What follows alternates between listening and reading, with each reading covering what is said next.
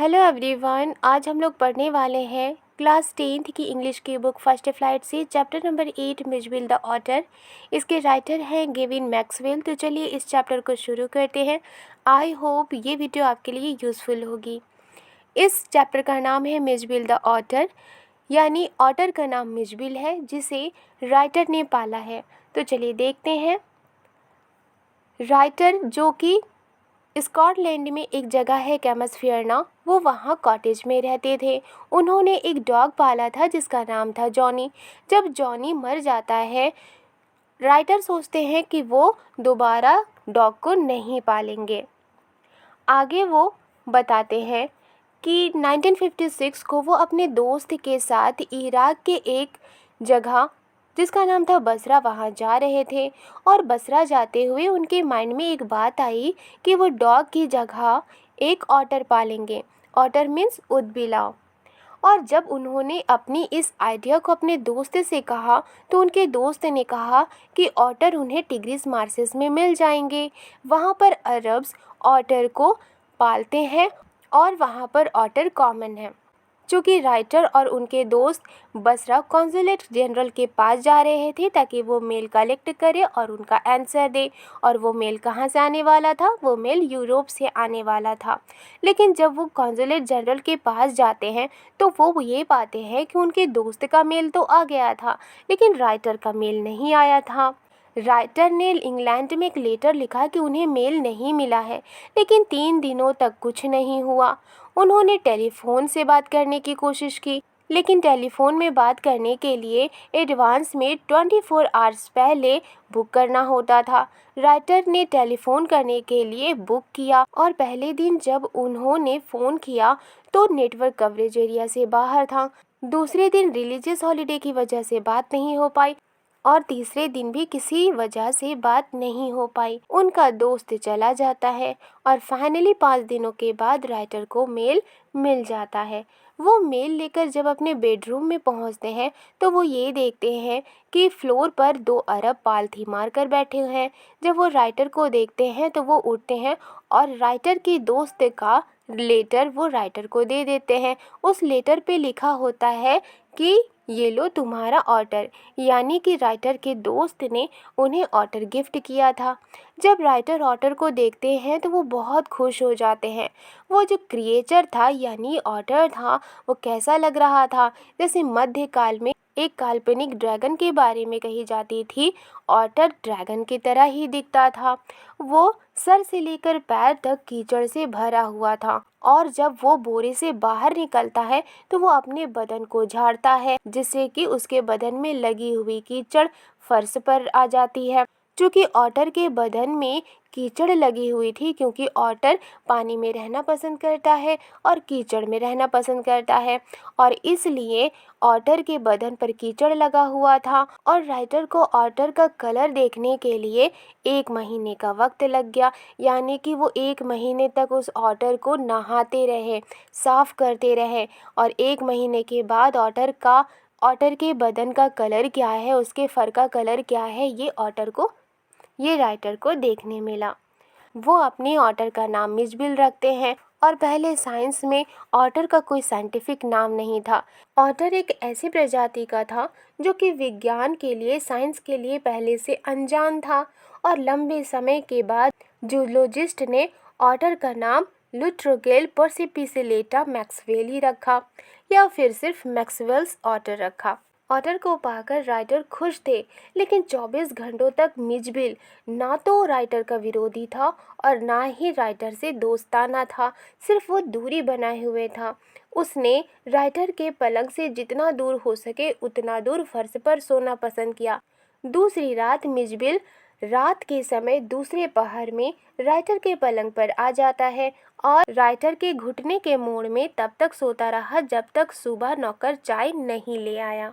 Writer ने otter के लिए एक बॉडी बेल्ट बनाया था जिसे पकड़कर वो ऑटर को ले जाते थे। राइटर ऑटर को बाथरूम ले जाते हैं जहाँ पर वो खुशी से पागलों की तरह पानी में गोते खाता रहा और लुढ़कता रहा। बाथ टब में पानी की गहराई के माप तक ऊपर और नीचे उछलता रहा और दरियाई घोड़े की तरह कीचड़ बनाता रहा और छपछपाता रहा। 2 दिन के बाद जब राइटर अपने बेडरूम में एंटर करते हैं तो मिजबिल उनके एंटर करने से बेडरूम से भाग जाता है और जब राइटर उसे मुड़कर देखते हैं तो राइटर को उसकी पूंछ की हल्की सी झलक नजर आती है जब वो बाथरूम की तरफ मुड़ने वाले कॉरिडोर से गुजरता है।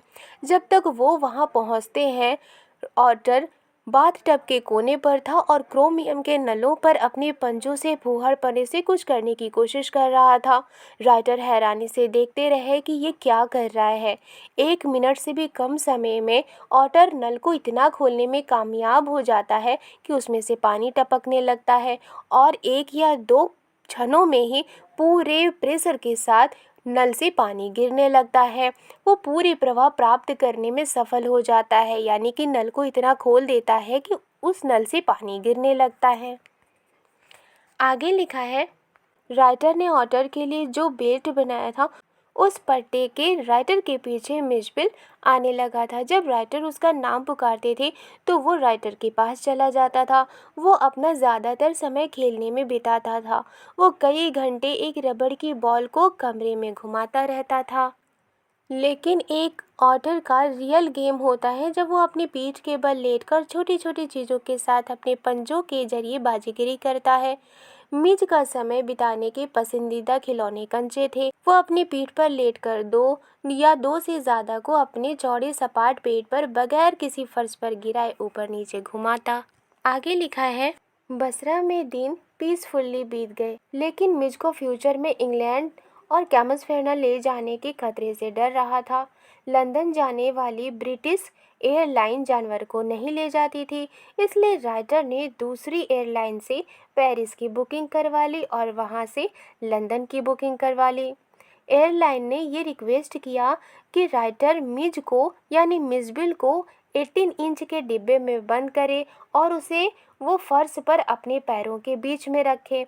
इसलिए राइटर ने एक डिब्बा बनवाया और यात्रा से 1 घंटे पहले मिज को उसी डिब्बे में बंद कर दिया ताकि मिज उसमें अभ्यस्त हो जाए, यानी उसमें कंफर्ट रहे और जल्दी से वो भोजन करने के लिए खाना खाने के लिए निकल जाते हैं।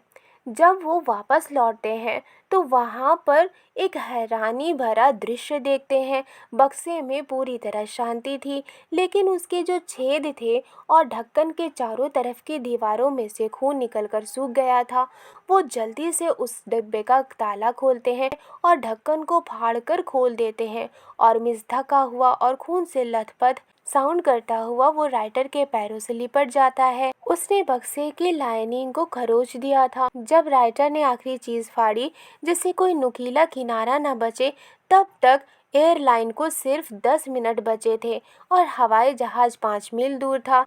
इसलिए मिज को वैसे ही वो बक्से में डाल देते हैं और ढक्कन को अपने हाथ से पकड़े रखते हैं। राइटर कार की पीछे वाली सीट पर बक्से को अपने हाथ में लेकर बैठ जाते हैं और ड्राइवर गाड़ी को चलाने लगता है। हवाई जहाज उड़ने ही वाला था। अफसर गुस्से में थे क्योंकि राइटर देर कर रहे थे। किस्मत से जो सीट राइटर ने बुक की थी वो एकदम सामने थी। उन्होंने अपने पैरों के पास का फर्श अखबार से ढक दिया और एयर होस्टेस को बुलाते हैं और उसे मछलियों का पार्सल जो कि मिज के लिए था उन्हें देते हुए कहते हैं कि वो किसी ठंडी जगह पर उसे रख दे और उनके साथ पिछले आधे घंटे तक क्या हुआ, किस तरह से मिजबिल को वो लाए थे और किस तरह से एयरपोर्ट तक पहुंचे थे, ये सारा किस्सा वो एयर होस्टेस को सुनाते हैं। एयर होस्टेस ने उन्हें सलाह दी कि वो अपने पालतू यानी ऑटर को अपने घुटनों में रख ले। मिज बक्से से बाहर आ जाता है और एक औरत अपनी सीट पर चढ़ जाती है और चिल्लाती है, चूहा एक चूहा। राइटर को मिज की पूंछ एक लंबे सफ़ेद पगड़ी वाले भारती की टांगों के बीच गायब होती नजर आती है। राइटर उसे पकड़ने के लिए झपटते हैं लेकिन चूक जाते हैं और उनके चेहरे पर करी लग जाती है। एयर होस्टेस राइटर को कहती है, अगर आप अपनी सीट पर वापस बैठ जाएं और मैं आपका जानवर ढूंढकर आपके पास ले आऊं तो अच्छा रहेगा। इसलिए राइटर अपनी सीट पर जाकर बैठ जाते हैं। जब वो अपनी सीट पर बैठ जाते हैं और अपनी गर्दन उचका कर वो ऑटर को पकड़ने की प्रोसेस को देखते हैं कि किस तरह से ऑटर को पकड़ा जाएगा। तभी उन्हें अचानक एक दबी हुई जानी पहचानी और वेलकम करने वाली ची ची की आवाज़ सुनाई देती है और मिज कूद कर राइटर के घुटनों में आ जाता है और बड़े प्यार से राइटर के चेहरे और गर्दन को अपनी नाक से सहलाने लगता है। मिज और राइटर लंदन पहुंच जाते हैं और लंदन में वो 1 महीने तक रहते हैं।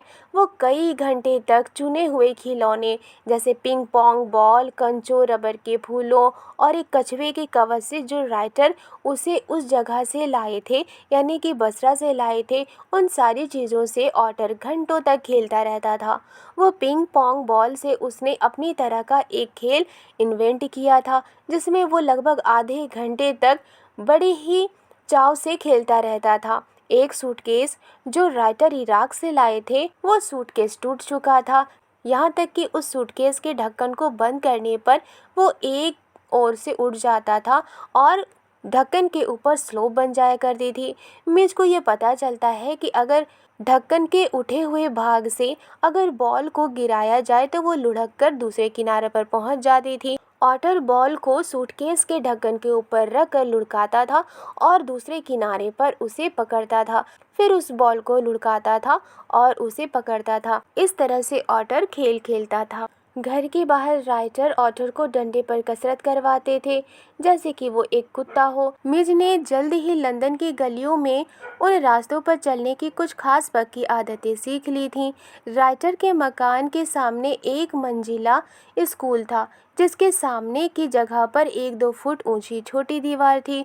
अपने घर के रास्ते पर आते समय, लेकिन कभी अपने घर से बाहर जाते समय नहीं, घर के रास्ते पर आते समय मिज राइटर को उस दीवार के साथ लगाता, उस पर कूदता और उसकी 30 गज की पूरी लंबाई को सरपट भागकर पार करता और दोनों बच्चों तथा वहां के कर्मचारियों का ध्यान वो अट्रैक्ट करता था। लंदन वासी को ऑटर समझ में नहीं आता था कि ये किस तरह का जानवर है, इसलिए वो ऑटर को एक सील मछली का बच्चा कहते थे या एक गिलहरी कहते थे और ये कहते थे कि क्या ये मांसाहारी है सर, वो राइटर से पूछा करते थे। और लंदन वासी के सवाल को सुनकर राइटर को हंसी आती थी। और एक कुत्ते के मेले के सामने राइटर ने सुना था कि ऑटर एक दरियाई घोड़ा है, एक उदबिलाव, एक भालू का बच्चा, एक तेंदुआ जिसके दाग बदल गए हों और एक डायनासोर, यानी कि लोग तुक्का लगाते थे कि ये कौन सा जानवर है। इसलिए राइटर कहते हैं कि मिज कुछ भी था सिवाय एक उदबिलाव के।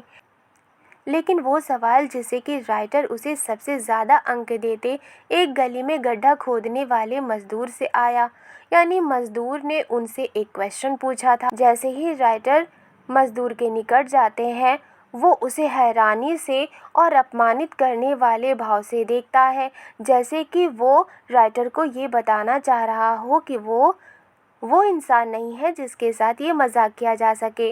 वो राइटर के बराबर आता है। मजदूर राइटर से कहता है, मिस्टर श्रीमान, ये क्या वस्तु हो सकती है? इस पर राइटर को हंसी आती है। आई होप ये वीडियो आपको पसंद आई है तो लाइक एंड सब्सक्राइब करना मत भूलिएगा। मिलते हो नेक्स्ट वीडियो में। Thank you.